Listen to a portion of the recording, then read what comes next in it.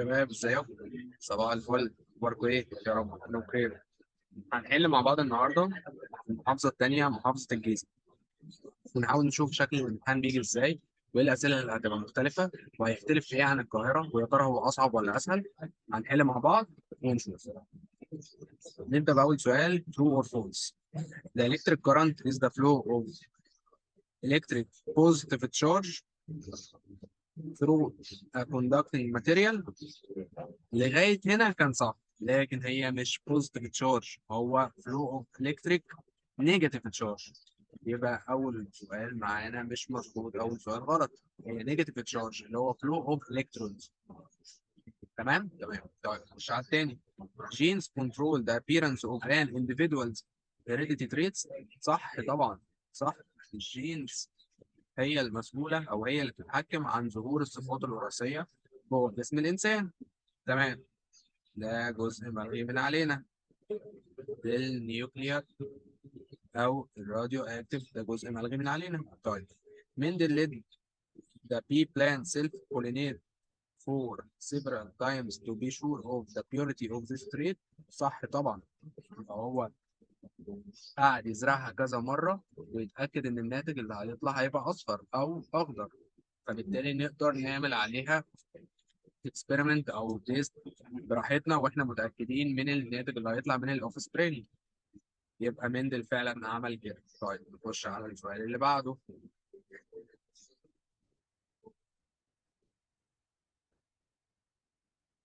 choose the correct answer. The reaction between sodium chloride. sodium chloride زي ما احنا عارفين NaCl and silver nitrate AgNO3 is from A reactions from fast. طب ليه هو from fast؟ عشان ده بيتم it occurs between ions، عشان زي ما احنا نفتكر ان ده double substitution reaction. الصوديوم البوزيتيف ايون هتعمل سبستيوت مع السيلفر وهتبقى تكون صوديوم نايتريت، والسيلفر مع الكلورايد هيكونوا سيلفر كلورايد. بس زي ما احنا عارفين ان رياكشن او اي تفاعل ما بين سوليوشن والتاني دايما بيتكون بريسبتيت او دايما بيكون راسب. فهنا هيتكون راسب او هيتكون بريسبتيت لونه ابيض من السيلفر كلورايد، فالرياكشن ده دايما بيكون فاست. تمام. طيب A is consist of two loops. two loops يعني منظر كده. is located which located in front of surface of the neck on both sides of the trachea. ايه هي الجلاند اللي المنظر بتاعها عامل كده وموجودة عند الزور او عند الرقبة؟ برافو عليكم يا ولاد، ثايرويد جلاند هي اللي موجودة عند الرقبة اللي هي الغدة الدرقية. لكن البيتيوتري طبعا زي ما احنا عارفين موجودة في المخ، والبنكرياس والادرينال موجودين عند الجزء بتاع المعدة، فيبقى الثيرويد جلاند. طيب on heating of a compound oxygen gas evolves. طيب احنا في الحالة دي بنعمل ايه؟ بنجرب واحدة واحدة. احنا لما نعمل thermal decomposition او نسخن الكوبر هيدروكسيد هيدينا كوبر اوكسيد و H2O، يبقى مش هي. طيب هنا في الحالة دي هنسخن الكوبر سلفيت هيدينا كوبر اوكسيد and SO3 او سلفر تراي اوكسيد، يبقى مش هنا. طيب في الكيس دي كوبر كربونات من اسمها هتدينا كوبر اوكسيد وكربون دايوكسيد. طيب في حالة الميركوري اوكسيد هو دي الحالة الوحيدة اللي لما تتسخن يدينا. هنا انت عندك الميتال اوكسيد لما بيتفكك بيدينا ميتال ويدينا اكسجين جاز ايفولف، يبقى هي دي الإجابة المظبوطة للسؤال هنا. طيب the hormone which is responsible of the appearance of female secondary sex character is. طيب احنا عارفين ان الجزء بتاع الفيميل او التو اوفرز بيدينا اتنين هرمون، واحد مسؤول عن السكندري 6 اللي هو الملامح الانثويه اللي هو نعومة الصوت والشعر الطويل والمظهر الانثوي، وده بيكون استروجين. وعندنا هرمون تاني يبقى مسؤول عن الاندومتريوم او في مرحله الحمل ومرحله الخلفه هو البروجسترون. يبقى طالما هو قال لنا هنا فيميل سكندري 6 كاركترز يبقى الاستروجين هي اللي مظبوطه. طيب تمام، حلو قوي السؤال. تمام، ولغايه دلوقتي الامتحان سهل وبسيط وخفيف وما فيهوش اي حاجه زيه زي القاهره. طيب تعالى نكمل تاني. سي what's meant by the work done. the work done ثانية واحدة ثانية واحدة ثانية واحدة عشان ما نقعدش ننزل تاني. طيب the work done to transfer quantity of charge 8 كولوم. احنا بنعرف نطلع الجيفنز او المعطيات اللي هو مديها من المسألة من خلال اليونتس الموجودة. طيب احنا عندنا 8 كولوم، يبقى اذا احنا معانا الكيو. طيب between two poles of this conductor equal 64 جول. يبقى احنا معانا ال W. طيب حلو، ايه القانون بقى اللي بيجمع ما بين ال W الجول او الورك دون والكولوم او الكوانتيتي اوف تشارج؟ قانون البوتنشال ديفرنس. طيب يبقى احنا معانا البوتنشال ديفرنس ايكوال W اوفر Q، واحنا معانا ال W ومعانا ال Q. يبقى اذا احنا معانا البوتنشال ديفرنس. هو جايب لنا هنا السؤال عن طريق مسألة بس عاملها وات مين باي، فهتبقى الإجابة هنا إيه؟ The potential difference of conductor أو between two poles of this conductor equal 64 over 8 equal 8 فولت. السؤال سهل وواضح وجميل. طيب خش في اللي ورا. طيب write the scientific term. طيب the potential difference between two poles of the battery when the electric circuit is open. يعني هو بدأ السؤال ده potential difference وانتهى السؤال ان الالكتريك سيركت از اوبن. طب ايه هي الكيس دي؟ الكيس دي هي ده اي ام اف، او يستحسن لو تكتبها على بعض ده الكتروموتيف فورس. ده الكتروموتيف فورس. طيب السؤال ده جه في القاهرة الامتحان اللي فات.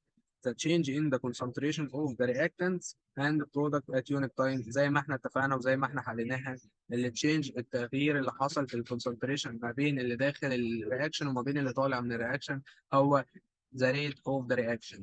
the rate of the reaction او the speed of the reaction. الاثنين اجابتهم هتكون صح في الامتحان. طيب السؤال ده ملغي من علينا في الجزء بتاع النيوترونز. طيب نخش في اللي بعده. chemical reactions in which one of the elements substitute. شكرا جدا. substitute يبقى انت كده حاجه من الاثنين، يا simple substitution reaction يا double substitution reaction. ايه اللي هيحدد لنا باقي الجمله؟ one of the element substitute another element in a solution. يعني احنا عندنا element واحد مع solution، يعني واحد هياخد محل واحد وهيسيب ده لوحده. يبقى ايه هو الاليمنت زي ال Na مع ال H2O؟ ال Na يجي مكان ال H فيتكون NaOH plus H2. يبقى ده simple substitution reaction. simple substitution reaction. لكن لو قال لنا solution مع solution يبقى انت تقصد هنا double substitution reaction. تمام كده زي الفل. نخش على correct.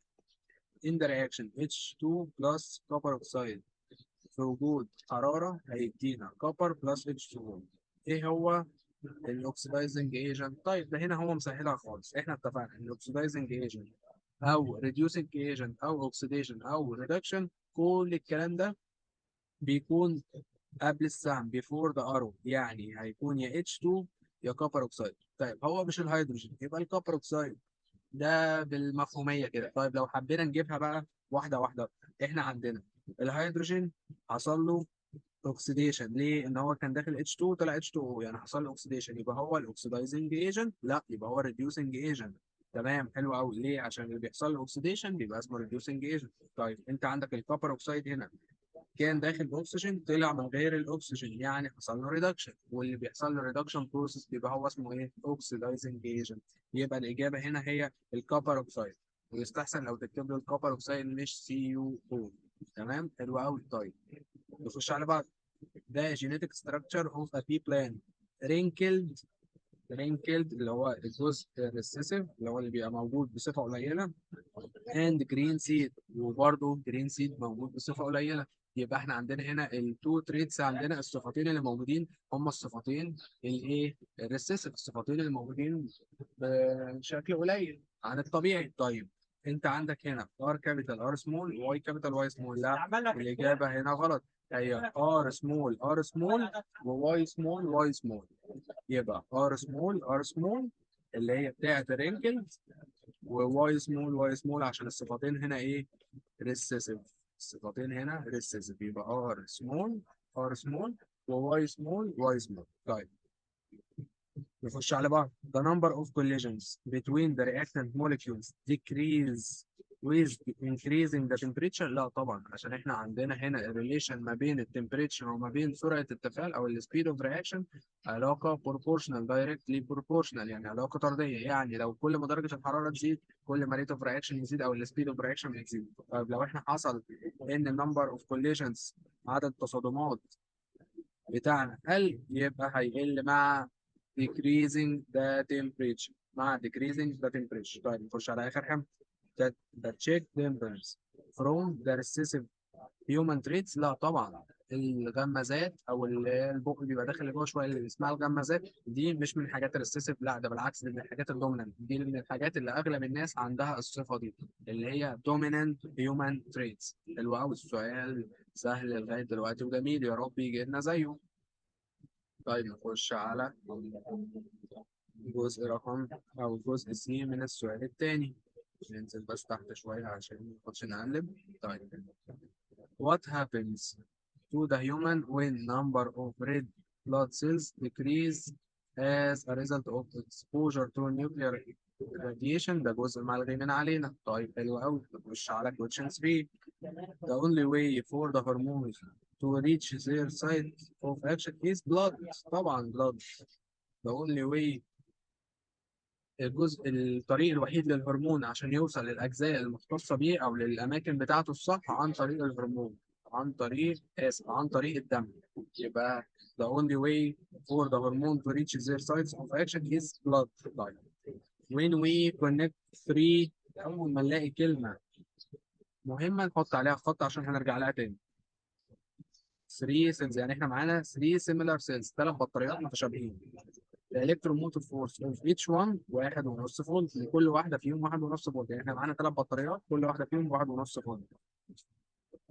in a series، شكرا جدا جدا. in a series connection then the electromotive force of the battery produced is equal to. طيب احنا عندنا هنا في طريقين، الكونكشن يا اما بارallel يا اما سيريس. في حاله السيريس يبقى احنا بنجمع البطاريات جنب بعض ونجمعهم كلهم، يعني 1.5 plus 1.5 plus 1.5 equal 4.5 ohm. يبقى عندنا ده total battery أو ده total EMF of the battery equal 1.5 plus 1.5 plus 1.5 يبقى equal هنا كام؟ 4.5 فولت. طيب لو كان غير الكلمة دي وقال لنا هو parallel connection، parallel connection، يبقى عندنا التوتال EMF يبقى equal ايه؟ 1 cell of them أو each cell of them يبقى equal 1.5 فولت. طيب ده decreasing of secretion of the growth hormone. growth hormone ده اللي هو بيخلينا على وضعنا الحالي يعني واحنا كبار كده. طيب at the childhood cause a disease in the human، يعني لو احنا ما كناش كبرنا كده وبقينا كل واحد فينا طويل وعريض كده وجامد كده في نفسه، كان هنبقى ايه؟ قصيرين وصغننين كده خالص، هنبقى ايه اقزام، يعني هيبقى عندنا مرض اسمه ذا دوار فيز. ذا دوار فيز مرض التقزم، او مرض ان الواحد يبقى قزم صغير كده سفروت. انت بتلاقي في المدرسه واحد سفروت خالص صغير كده، في حين ان واحد تاني بتلاقيه طويل وكبير وعريض كده. فالصغير خالص ده وقف عنده الجروس هرمون او مفرز الرقم المطلوب منه او الرينج المطلوب منه، فبالتالي بتلاقيه سفروت وصغير خالص كده وعنده تقزم او عنده ذا دوار. To control in the value of electric current intensity that process in different parts of the electric circuit we use. طيب نقراها تاني. To control in the value of electric current intensity that process in the different part of the electric circuit we use we use a we use rheostat. يعني احنا بنقدر نتحكم في الالكتريك كارنت انتنستي عن طريق ان احنا نستخدم الريوستات. تمام كده؟ حلو قوي.